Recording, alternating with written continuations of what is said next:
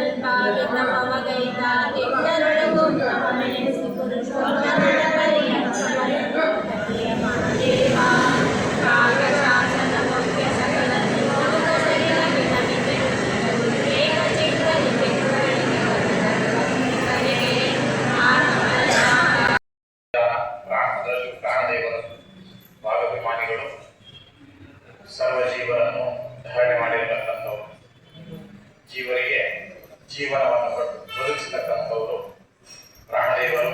ಅವರ ಸನ್ನಿಧಾನ, ಗುರುಗಳ ಸನ್ನಿಧಾನದಲ್ಲಿ, ಪವಿತ್ರವಾದ ಸ್ಥಳದಲ್ಲಿ, ಪವಿತ್ರವಾದ ಕಾಲದಲ್ಲಿ ಶ್ರೇಷ್ಠವಾದಂತಹ ಒಂದು ಕಾರ್ಯವನ್ನ ಇಲ್ಲಿ ಮಾಡ್ತಾ ಇದ್ದೇವೆ.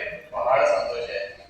ಇಷ್ಟು ಜನ ಒಂದು ಸ್ಥಳದಲ್ಲಿ ಸೇರಿ ಇಂತಹ ಶ್ರೇಷ್ಠವಾದ ಜ್ಞಾನ ಕಾರ್ಯವನ್ನು 1 ಮಾಸಗಳ ಪರ್ಯಂತ ಅನೇಕ ಪಂಡಿತರನ್ನು ಕರೆಸಿ ಅವರ ಸಮ್ಮುಖದಲ್ಲಿ ಇಂತಹ ಒಂದು ಜ್ಞಾನ ಕಾರ್ಯವನ್ನು ನಡೆಸ್ತಾ ಇರತಕ್ಕಂಥದ್ದು ಬಹಳ ಶ್ರೇಷ್ಠವಾಗಿರ್ತಕ್ಕಂಥ, ಭಗವತ್ ಪ್ರೀತಿಕರವಾಗಿರತಕ್ಕಂಥ ಕಾರ್ಯ.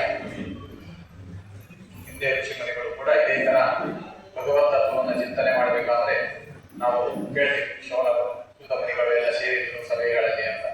ಅವರೆಲ್ಲ ಸೇರಿ ಅದೇ ರೀತಿಯಾಗಿ ತಿಳಿದವರನ್ನು ಕೂಡಿಸ್ಕೊಂಡು, ತಿಳಿದೇ ಇದ್ದವರು ಅವರ ಮುಂದೆ ಕೂತ್ಕೊಂಡು ಭಗವಂತನ ವಿಷಯಗಳನ್ನ ತಿಳ್ಕೊಳ್ಳುವಂಥದ್ದು. ಆಗ ತಿಳಿದದ್ದನ್ನು ಅದನ್ನು ಚಿಂತನೆ ಮಾಡ್ತಾ ತಮ್ಮ ಸಾಧನೆಯನ್ನು ಮಾಡತಕ್ಕಂಥದ್ದು ಹಿಂದೆಂದೂ ನಮ್ಮ ಪರಂಪರೆಯಲ್ಲಿ ನಡ್ಕೊಂಡು ಬಂದಿದೆ.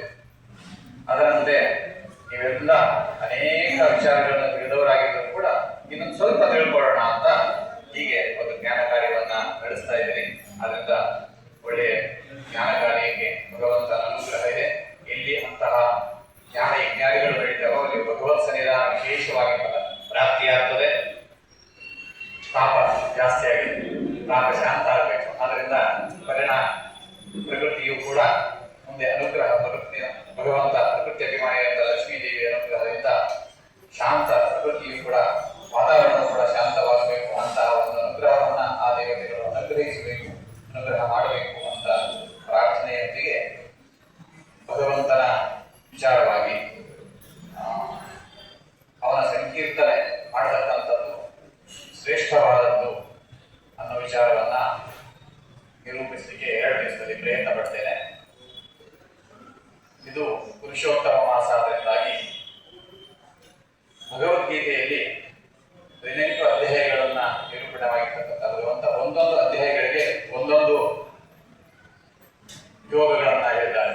ಒಂದು ಅರ್ಜುನ ವಿಷಾದ ಯೋಗ, ಸಾಂಖ್ಯ ಯೋಗ, ಹೀಗೆ 15ನೇ ಅಧ್ಯಾಯವನ್ನ ಪುರುಷೋತ್ತಮ ಯೋಗ ಅಂತ ಕರೆದಿದ್ದಾರೆ. ಅದರಿಂದಾಗಿ ಪುರುಷೋತ್ತಮ ಮಾಸದ ಬಗ್ಗೆ ಮುಂದಿನ ಪ್ರವಚನಕಾರರು ಮಾಸದ ಮಹಾತ್ಮೆಯನ್ನು ಹೇಳ್ತಾರೆ. ಮಾಸ ತಪಸ್ವಾಧ್ಯಾಯ ಶುಶ್ರೂಷಾ ಪೂಜಾರತನ್ಮನೆ ವಿಶ್ವೇಶಷ್ಟದಂ ವಂದೇ ಪರಿವ್ರಾಟ್ ಚಕ್ರವರ್ತಿನಂ. ಶ್ರೀ ಗುರುಭ್ಯೋ ನಮಃ. ಓಂ ಸರ್ವಾಭ್ಯಃ ತತ್ವದೇವತಾಭ್ಯೋ ನಮಃ. ಸರ್ವಗುರುಭ್ಯೋ ನಮಃ. ಸರ್ವಮುನಿಭ್ಯೋ ನಮಃ. ಸುಂದರವಾದ ಶ್ರೇಷ್ಠವಾದಂತಹ ಒಂದು ಕಾಲ ಅಧಿಕ ಮಾಸ.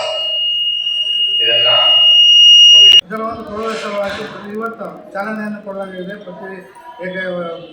ಅಧಿಕ ಮಾಸದ ಪ್ರಥಮ ದಿನವನ್ನು 33 ಭಜನೆಯೊಂದಿಗೆ ಮಹಿಳಾ ಮಂಡಳರು ಪ್ರವಚನಕ್ಕೆ ಚಾಲನೆ ನೀಡಿದರು. ಅದೇ ತರನಾಗಿ ಇವತ್ತು ಒಬ್ಬ ಪ್ರವಚನಕಾರರಿಂದ ಅಧಿಕ ಮಾಸದ ಒಂದು ಕಾರ್ಯಕ್ರಮ ನಡೀತಾ ಇದೆ. ಇವತ್ತು ಪ್ರಥಮ ದಿನವಾಗಿ ಅದಕ್ಕೆ ನಮ್ಮ ಪುರೋಹಿತ ವರ್ಗ ಎಲ್ಲ ರೀತಿಯಿಂದ ಸಹಾಯ ಸಹಕಾರಗಳನ್ನು ಕೊಟ್ಟು ಮುಂಬರುವ ದಿನಗಳಲ್ಲಿ ಅಂದರೆ 31ನೇ ತಾರೀಕಿಗೆ 33 ಬಹುಮಾನ ಹೋಮದ ಕಾರ್ಯಕ್ರಮವನ್ನು ಇಟ್ಕೊಂಡಿದ್ದೀವಿ. ಅದೇ ಥರನಾಗಿ 13 ಮತ್ತು 14ನೇ ತಾರೀಕು ಪುರುಷೋತ್ತಮ ಒಂದು ಕಾರ್ಯಕ್ರಮ ಇಟ್ಕೊಂಡಿದ್ದೀವಿ. ನಮ್ಮ ಶ್ರೀ ವಿದ್ಯಾವಿಲಾಸ ಮಠಗಳು 12ನೇ ತಾರೀಕಿಗೆ ಬರ್ತಾ ಇದ್ದಾರೆ. 12ನೇ ತಾರೀಕಿಗೆ ಶ್ರೀ ದೇವಸ್ಥಾನದಲ್ಲಿ ತತ್ವಶೀಲರೊಂದಿಗೆ ಅವರು ಕಾರ್ಯಕ್ರಮವನ್ನು ಮಾಡ್ತಾ ಇದ್ದಾರೆ. 13ನೇ ತಾರೀಕಿಗೆ ಇದೆ ನಮ್ಮದೇ ಆದಂಥ ಒಬ್ಬ ಸೇವಾಕರ್ತರ ಮನೆಯಲ್ಲಿ ಶ್ರೀ ರಾಘವೇಂದ್ರ ಒಡೆಯರ್ ಅವರ ಮನೆಯಲ್ಲಿ ಹಿಡಿದು ಸಾಮೂಹಿಕವಾಗಿ ಸಾಮೂಹಿಕ ಪಾದಪೂಜೆ ಕಾರ್ಯಕ್ರಮವನ್ನು ನಿರ್ವಹಿಸ್ತಾರೆ. ಅದೇ ಥರವಾಗಿ 13ನೇ ತಾರೀಕು ಅವ್ರ ಮನೆಯಲ್ಲಿ ಅಷ್ಟಾವಧಾನ ಪೂಜೆ ಕಾರ್ಯಕ್ರಮ ನಡೀತಾ ಇದೆ. ಸಾಯಂಕಾಲ ಮತ್ತೆ ದೊಡ್ಡ ಸೇವೆಯೊಂದಿಗೆ 14 ದೊಡ್ಡ ಸೇವೆ ನಡೆದಿದೆ. 14ನೇ ತಾರೀಕು ಶ್ರೀ ದೇವಸ್ಥಾನದಲ್ಲಿ ಹೋಮಕ್ಕೆ ಅವರು ಶ್ರೀ ಪುರುಷೋತ್ತಮ ಯೋಗ ಹೋಮಕ್ಕೆ ಅವರು ಚಾಲನೆಯನ್ನು ಕೊಡ್ತಾ ಇದ್ದಾರೆ. ಚಾಲನೆ ಕೊಟ್ಟು ಸಂಸ್ಥಾನ ಪೂಜೆಯನ್ನು ನೆರವೇರಿಸ್ತಾ ಇದ್ದಾರೆ. ಈ ಎಲ್ಲ ಕಾರ್ಯಕ್ರಮಕ್ಕೆ ತನುಮನದಿಂದ ಭಕ್ತಾದಿಗಳು ಎಲ್ಲ ರೀತಿಯಿಂದ ನಾವು ಮನೆಗೆ ಹೋದಾಗ ಎಲ್ಲ ರೀತಿಯ ಸರ್ವಸಮ್ಮತವಾಗಿ ಸೇವೆಯನ್ನು ಸಲ್ಲಿಸಿರ್ತಾರೆ. ಸೇವೆಯನ್ನು ಸಲ್ಲಿಸಲಾಗದವರು ದೇವಸ್ಥಾನದಲ್ಲಿ ಒಂದು ಹೆಸರು ನೋಂದಾಯಿಸಿ ತಮ್ಮ ಸೇವೆಯನ್ನು ಕೊಡಬೇಕಂತೇಳಿ ಕಾಕಳೆಯಿಂದ ಕೇಳ್ತೀವಿ. 2026 ಶ್ರೀಮಂತ ಯೋಗೀಶ್ವರ ಯಾಜ್ಞನಿಕ ಕೇಂದ್ರದಲ್ಲಿ ಶ್ರೀಪಾದಂಗಳವರಿಂದ ರಾಜಸ್ಥಾನದಲ್ಲಿ ಸಾಮೂಹಿಕ ಪಾದಪೂಜೆ, ತದನಂತರದಲ್ಲಿ ಮುದ್ರಾಧಾರಣೆ ಮತ್ತು ತದನಂತರದಲ್ಲಿ ಸ್ವಾಮಿ ಶ್ರೀಪಾದಂಗಳವರಿಂದ ಸಂಸ್ಥಾನ ಪೂಜೆ ಮತ್ತು ಭಿಕ್ಷೆ ಎಲ್ಲ ಬಂದಂಥ ಸದ್ಭಕ್ತರಿಗೆ ತೀರ್ಥ ಪ್ರಸಾದ ಶ್ರೀಗಳವರಿಂದ ಆಶೀರ್ವಚನ ಮತ್ತು ಫಲವಂತರಾಗ್ತದೆ. ಇವೆಲ್ಲವೂ ಸಹಿತ ಅವಿಚ್ಛಿನ್ನವಾಗಿ ನಡೆಯುವಂಥದ್ದು. ಹಾಗಾಗಿ ಈ ಸಂದರ್ಭದಲ್ಲಿ ಎಲ್ಲ ಸದ್ಭಕ್ತರು ಆಸ್ತಿಕರು ಎಲ್ಲರೂ ಈ ದೇವಸ್ಥಾನದಲ್ಲಿ ಬಂದು ಆ ಎಲ್ಲ ಕಾರ್ಯದಲ್ಲಿ ಪಾಲ್ಗೊಂಡು ಹರಿವಾಯು ಗುರುಗಳ ಅನುಗ್ರಹಕ್ಕೆ ಪಾತ್ರರಾಗಬೇಕಾಗಿ ತಮ್ಮಲ್ಲಿ ಕಳಕಳಿಯ ವಿನಂತಿ. ಇವೆಲ್ಲವೂ ಸಹಿತ ನಡೆಯುತ್ತಿರುವುದು ಸದ್ಭಕ್ತರ ಸಹಕಾರದಿಂದಲೇ. ಯಾಕಂದರೆ ಯಾವುದೇ ಕೆಲಸವನ್ನು ಮಾಡಬೇಕಾದ್ರೆ ಎರಡು ಕೈ ಸಾಲಲ್ಲ. ಹಾಗಾಗಿ ಎಲ್ಲರೂ ಸೇರಿ ಮಾಡಿದರೆ ಈ ಸಕಾರ್ಯ ಸಫಲ ಆಗ್ತದೆ, ಇಲ್ಲಂದ್ರೆ ಸಫಲ ಆಗಲಿಕ್ಕೆ ಸಾಧ್ಯ ಇಲ್ಲ. ಅದಕ್ಕಾಗಿ ಎಲ್ಲರೂ ಈ ಕಾರ್ಯಕ್ರಮದಲ್ಲಿ ಪಾಲ್ಗೊಂಡು ಗುರುಗಳ ಅನುಗ್ರಹಕ್ಕೆ ಪಾತ್ರರಾಗಲಿ ಅಂಥೇಳಿ ತಮ್ಮಲ್ಲಿ ಸಮಿತಿಯ ಪರವಾಗಿ ಕಳಕಳಿಯ ವಿನಂತಿಯನ್ನು ಮಾಡ್ಕೊತಾ ಇದ್ದೀವಿ. ಶ್ರೀಹರಿ 12/6/2026 ಶ್ರೀ 1008 ವಿದ್ಯಾಕರ್ಮ ವಿರಾಜತೀರ್ಥ ಶ್ರೀಪಾದಂಗಳವರು ಶ್ರೀಮದ್ ಯೋಗೀಶ್ವರ ಯಾಜ್ಞವಲ್ಕ್ಯ ಮಂದಿರಕ್ಕೆ ಆಗಮಿಸಿ ಅವತ್ತಿನ ದಿನ ಸಾಯಂಕಾಲದಲ್ಲಿ ತೊಟ್ಟಿಲ ಪೂಜೆ ಮತ್ತು ಆಶೀರ್ವಚನ, ತದನಂತರದಲ್ಲಿ ಮರುದಿನ ಬೆಳಗ್ಗೆ ಸದ್ಭಕ್ತರ ಮನೆಗಳಲ್ಲಿ ಪಾದಪೂಜೆ ಮತ್ತು ಮಧ್ಯಾಹ್ನ ರಾಘವೇಂದ್ರರಾವ್ ಇವರ ಮನೆಯಲ್ಲಿ ಸಂಸ್ಥಾನ ಪೂಜೆ, ಸಾಯಂಕಾಲದಲ್ಲಿ ತೊಟ್ಟಿಲೋತ್ಸವ. 14ನೇ ತಾರೀಕು ಶ್ರೀ ಗುರುಭ್ಯೋ ನಮಃ ಪರಮಗುರುಭ್ಯೋ ನಮಃ ಶ್ರೀಮದಾನಂದತೀರ್ಥ ಭಗವತ್ಪಾದಾಯ ನಮಃ.